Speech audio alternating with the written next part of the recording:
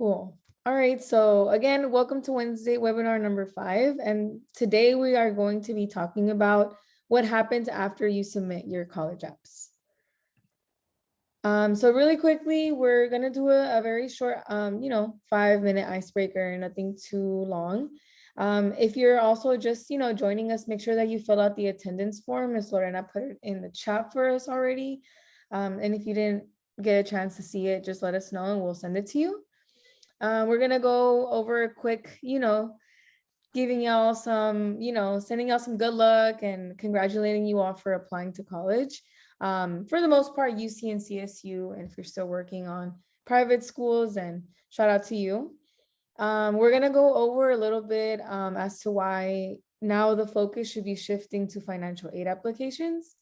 What are college portals? Some of you may have already been receiving emails and things of that sort, letting you know that you should be creating those portals, and we'll explain what the meaning behind and the purpose behind those are. Checking your email, and we are going to share a couple of resources with you all to kind of help you stay organized now that you have done, step 1 of the college app process. And then I forgot to add on here as well, but we do want you all to fill out a quick survey just to kind of let us know like where you applied, where you're at, and things of that sort. It'll be helpful for your advisor to check in with you because they will be using your responses to kind of see how they can come in and support. And then also lastly, just submitting important documents. So I'm going to shift over and pass it over to Miss Tiffany for our really quick icebreaker. All right. Hey, everybody. What's going on? Again, my name is Miss Tiffany. If you don't know me, I'm an advisor at Oakland High and Skyline. I do see a couple of my Oakland students, so thank you for joining us tonight. Really, really quick. I mean, like 10, I'll say like 15 seconds, just in case like you're on your phone right now. In the chat, drop your favorite color.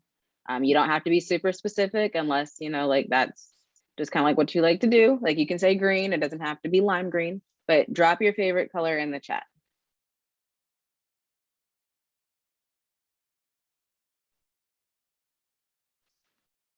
Here, I'll go ahead and add mine too. Let's see, I think we got just about everyone. Okay, so now you have 10 seconds to find something in your house or in your room that is that color and hold it up to your computer, hold it up to the camera. So you are gonna have to turn on your camera for like 10 seconds, okay? So 10 seconds, go find something that is black, Calvin Lopez.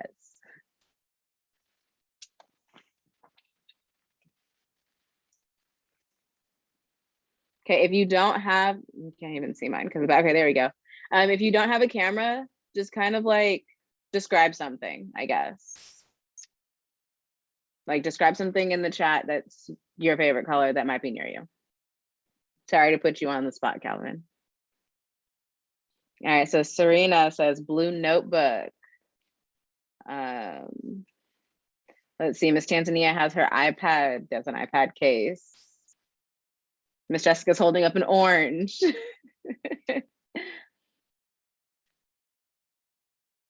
See, black hoodie, blue pen, my blue glasses case. That's cool. A purple fan. Keycaps on a keyboard. Okay, computer mouse. All right. Hopefully that was like a nice little distraction. Oh, we have a pink desk. That's really cool. Like, is it a big? Okay, we'll talk later. We'll talk later. Hopefully that was like a nice distraction from just like a silly distraction from like all the seriousness and all of like the hard work that y'all have been putting, that y'all have been putting out. But we're gonna go ahead and continue on with the workshop.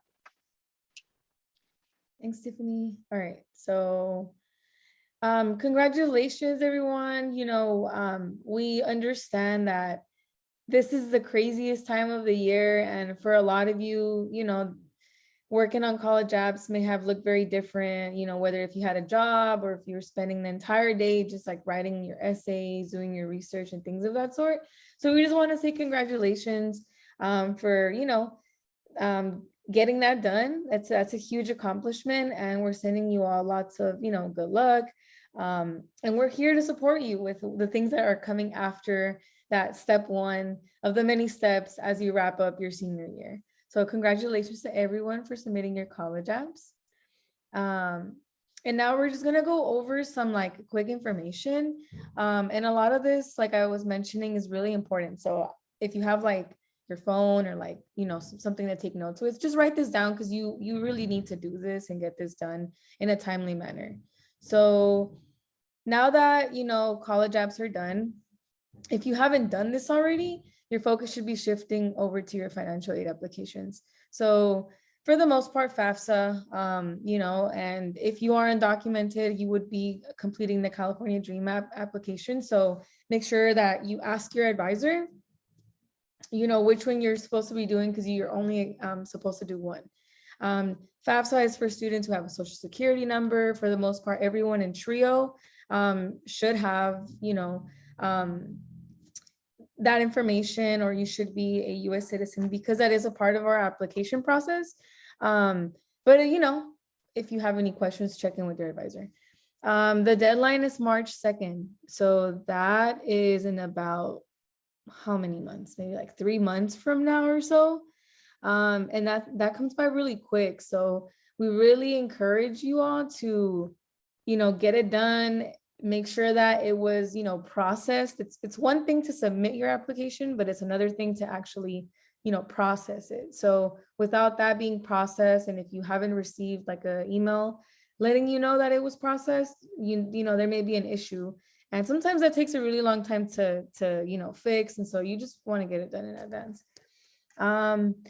Why are financial aid applications important? Well, every college and university that you apply to needs it to determine how much money they are willing to give you and they can give you. So without the application, you know, the longer, you know, you wait to get it in, the longer it may take for them to even give you your financial aid package. So this is, you know, one of those cases where the earlier you get it, you know, you're kind of like, I'm done, I'm not going to worry about it. And you know, they can start kind of doing numbers and stuff like that in the background, and then, you know, they'll post it on your portal, in which we'll explain in a second, and where you can find that. The second most important step is not only after you finish your financial aid application, for those of you who qualify for a Cal Grant, whether that be Cal Grant A, Cal Grant B, or Cal Grant C, you do have to create what's called a Web Grants for Students account. And that's basically where you, that's basically where you tell the school that you know, are interested in going to. That's where you indicate it so that they can send the money there. So if you don't create a Web Grants for Students account, and let's say you do qualify for a Cal Grant, you know, you are missing out on your money essentially. So just make sure you write this down, Web Grants for Students. If you Google it, it's the first thing that'll pop up. Create an account. Does take some time to verify, similar to FAFSA. So just get that out the way. And if you see a school already listed on there, if you did your FAFSA, that's the reason why a school, it may not be your first choice or the school that you want to go to. FAFSA is going to list the first school that you add, that you added on your FAFSA under your Web Grants. So, you know, just make sure to change it if that's not the school that you're going to go to. Does anyone have questions about Web Grants for Students? I know that was a lot, and I can explain it again if that didn't make sense. Let me know in the chat. Okay. Doesn't seem like anyone has a question, but okay. So yeah, just make sure that you get this done. So essentially, this is kind of what it looks like. So you submit your FAFSA, right? You get that in, get it in by March 2nd, because otherwise you're going to miss out on a bunch of like pools of money. Because after March 2nd, that's when, you know, it starts to get a little bit tricky as to what they can give you. So as long as you get it in by then you should be fine. After that, you have to wait for your application to process if you haven't done this already. And just make sure, like how I was mentioning, your application has been processed. Make sure you get an email for that. Otherwise, there's probably an issue and you have to get that, handled before you can get your financial aid package. And then, like I said, the last step is creating your Web Grants for Students account. So thanks, Tiffany, for putting that link in the chat. All right, this is just a quick example of what the web grant site is going to look like when you first go to it. It's going to have that right there on the front. It's going to be this big, like splashy spot that says login. That's also where you'll go to create an account. So yeah, look for that. If you don't see this page when you first go to the website, you're probably on the wrong website. Thanks. And this has happened in the past where like I've seen students create their web grants for students or attempt to, and it's just not recognizing your information. So just make sure that, if you added like a middle name or two last names, or if your last names are hyphenated together, that you put it the exact same way on your web grants for students. Because if you don't, then FAFSA is going to be like, well, I have, a student with a different name here. The information is not matching. So, and if you have any questions, you are gonna, have to call them directly. They're really helpful. So don't be afraid to call if you have to, if you're having some issues. Okay. Can I have somebody in our call, read out this slide for us?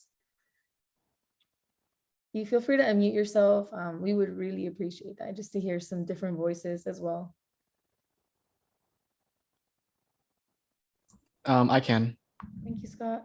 A college portal is your communication method with schools you apply to, allows you to update contact information, monitor application status, upload and track important time-sensitive documents, and view the decision on the application.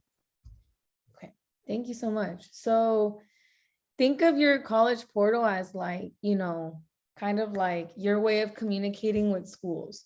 So you have to create a college portal for each school that you apply to. So if you apply to 8 schools, you have to create 8 portals. And, you have to kind of create a system that kind of works for you so that you can be checking them in a timely manner, because there are going to be some very important, documents and things that you may have to submit that has a very hard deadline. And, essentially schools are able to kind of see like whether or not, if you're reading their emails or if you're reading, the messages that they're posting on there. So just keep in mind that, they know when you log in, they know when you open a message, they know when you submit something. And sometimes, if you don't get things in on time, they will, reject your application. So it's a pretty serious thing. So just make sure that you're, on it. A good habit to kind of get into is like check at the beginning of the week and then check at the end of the week. That way, sometimes, they might not send you something on Monday, but something was posted on Wednesday. So you might want to check on Friday. So just a good habit. And this is also where you can see whether or not you got accepted. So you can monitor like your application status and things of that sort, wait list, stuff like that. And there's a lot more other stuff, but this is kind of just the very important things that you need to know right now. So essentially, again, this is what this looks like. You make sure that you're checking your professional email. I'm hoping no one in this call put their school email as they were applying, or like an email that's just not professional. So hopefully everyone has their professional email. Make sure that you're checking it, and you should have gotten an email from each school. If you didn't get an email from the school that you applied to, you probably should be calling the school to see like, hey, I haven't gotten an email. When should I create my portal? Things of that sort. So making sure that you're holding them accountable too if they're not sending you anything. After that, they'll send you like a temporary username and password. Then you have to create, reset that information. And we'll give y'all a document in a second where you can actually put that information. So you'll have sections to kind of put your username, your password, security questions, things of that sort. And again, the last step, just check it at least twice a week, just to get into the habit of it until you transition into the school that you want to go to. Then now you only have one portal to worry about. Okay. All right, and here's just an example of pretty much like everything that Miss Jessica just talked about. You're going to get an email from every single school that you applied to. And in that email, there's going to be some key pieces of information. First, it's going to be confirming that they did receive your application. They're going to list the major or the college that you that you applied under. And then near, I'm not sharing my screen, you can't see my mouse, but they're going to give you information for your login. So they're going to give you an ID number or a username, and then they're going to give you a temporary password. Make sure that you change that password because the temporary passwords are just that, they are temporary. Also, a lot of these portals have very strict password rules. So keep that in mind when you're creating your password. Good rule of thumb is if you are able to, try to use the same password for all of your portals so that you're not thinking, okay, well, I used this one for Cal and I used this one for San Francisco State and I used this one for Stanford. Like that way you just know, oh, college portal, let me go ahead and put in this, you know, this particular password. So, any questions?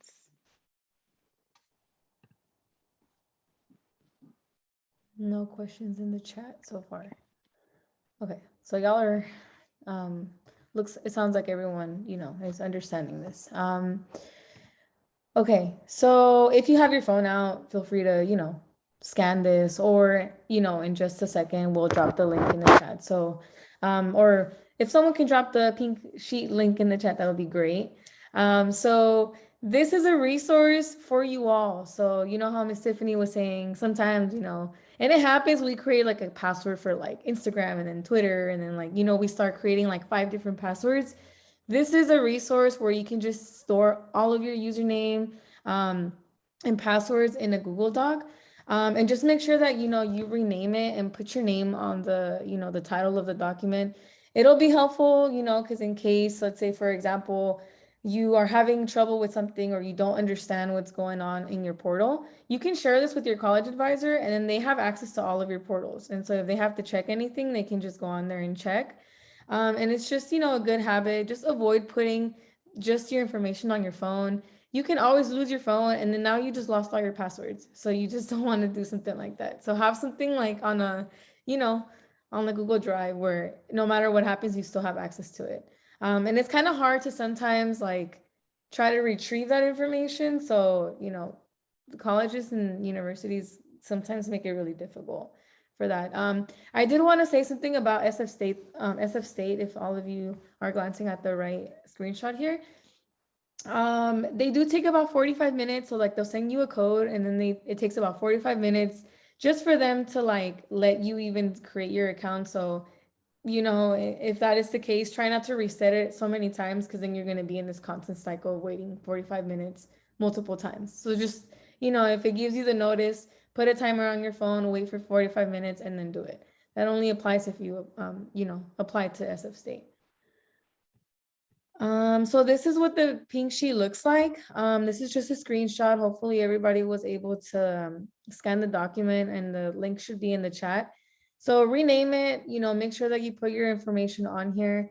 You're going to need this at some point. Some of you may get selected for verification and you're probably wondering what that even means. It's, you know, it's basically just school saying, hey, you know, Calvin, you reported this on your application. Can you prove it, you know, for us?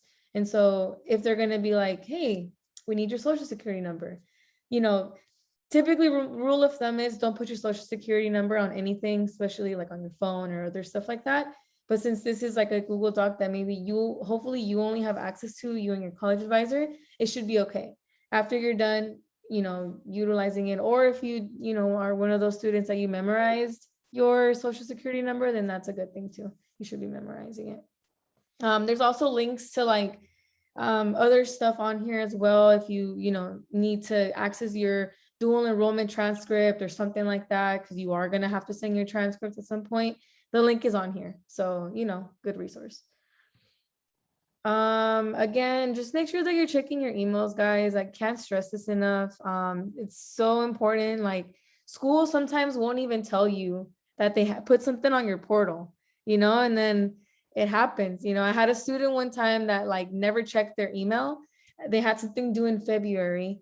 they received a message in December, they missed out on it, never submitted something, and then they got their admissions revoked. So, you know, it happens. It's not like a rare thing. You just don't want to miss any deadlines because, you know, some schools will say, hey, it's okay. And some schools will be like, I'm sorry, that was on you. We can't do anything. You didn't open the message, and then they, you know, they see it on their end that you never opened it. So, any questions about any of the stuff mentioned before in the previous slides? No. San Jose won't tell you. You have to check it. Yeah, San Jose will not tell you. They won't tell you anything. Okay. Submitting, like I was saying, submitting important documents. This is what I was referring to. So like sometimes you'll get selected for verification, and and it happens, and you have to kind of submit more information. Depending on your residency status, for some reason, sometimes it just happens. They'll ask for transcripts, and you'll find everything under your to-do list. So try to find the to-do list. That should be the first thing that you're looking for when you sign into your portal, is your to-do list. Like, what do I have to do, to get it out the way? So that's pretty much it in terms of like the things that you need to be focusing on. We are going to put, I think someone already probably dropped it in the chat. I think it's on here. Sorry, y'all, give me 1 second. So we're gonna give you guys some time to just kind of start creating your portals if you haven't done so already. But essentially that is kind of like the bulk of the presentation, is kind of giving you a sense of direction and where you should be focusing your energy towards now. Scholarships are also a very important thing that you should be doing in the meantime. So please, if everyone on the call, just really quickly, if you're a senior, fill out the form that's in the chat right now. This is essentially going to help, like I said, help your college advisor kind of know where you apply to, and just give us some more information. So we are going to be pushing the survey. So you may see it now, you may see it, at a different time, either in January. So if you can just do it now, like just get it out the way, just make it easier for everyone. It should only take you maybe like 2 minutes to do it. So once you're done doing it, you can do that. You're more than welcome to stick around and create your portals here with us. That's totally okay. But if you feel like you took some notes, you know what you should be doing, then, I am going to, kindly welcome you all to enjoy the rest of your night. So that was pretty much it. And again, where this is just an optional work time. Does anyone have any questions though? That was pretty quick. We weren't, anticipating to stay too long. And I'm actually going to stop the recording now.